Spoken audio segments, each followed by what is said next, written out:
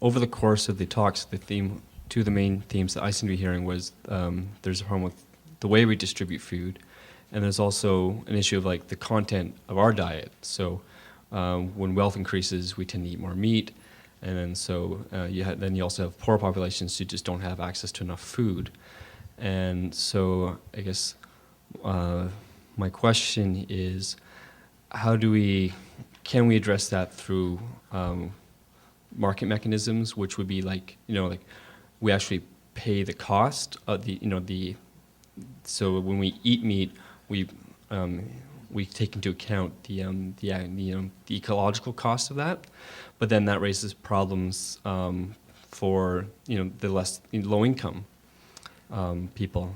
So how do we try to cost things out so we pay the ecological price, and at the same time, how do we can we balance it out with an approach that makes more equity? And also, I was really struck by Cuba and your graph there, and maybe do we have to think of alternative means of production and distribution to get there? Yeah, I'd like to make a few comments on the notion of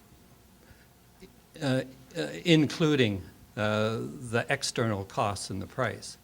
And my comment is really that the distribution of income in this world is already tremendously skewed, and imposing higher prices on the basics of food and energy, for that matter, by including external costs, is just adding more burden onto the distribution of income. Is comment number one. Comment number two is, if you think about these as being problems of the management of the commons, the old Garrett Hardin stuff, it turns out that the only way you can manage a commons is to cap the production from the commons in such a way that the capacity of the commons to produce is not reduced. And then you have to worry about the equity of the distribution of the output or the value of the commons. And I can only indicate that letting the market cannot deal at all with the problem of the commons. That's what was interesting in the IASTD study, is that that's one of the things that they stressed was the need for transparent, comprehensive accounting. But they were thinking primarily of the corporate sector,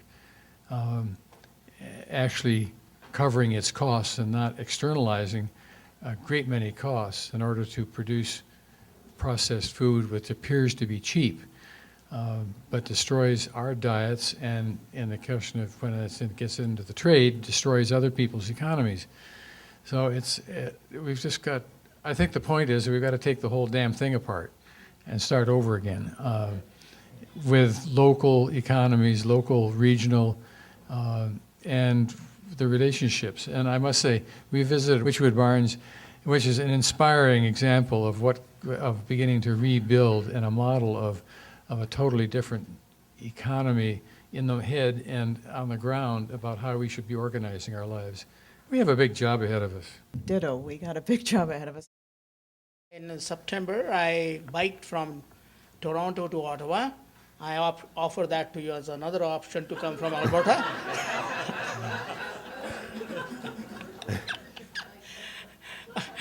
And in City Hall, we recently had people from UK and other places on the screen. We could have used that kind of technology too, and we should. But I'm about to commit the same mistake that you did, that is, you flew here. I'm about to fly to Copenhagen. But I tell you, I cannot swim across from Halifax. I would love to go on a sailing boat, but it's not available. But anyway, the point is, if you read my T-shirt, the distribution of our carbon footprint across the world is obvious. And where it has to start is in North America. We are consuming twice as much as Europe and 40 times as much as Africa. Now that is where the problem is. It's here. All these immigrants who have come from anywhere to America, they are increasing the footprint of the world. Let us be clear about that. And we have to address that. as far as land is concerned, we are paving it under, and so on.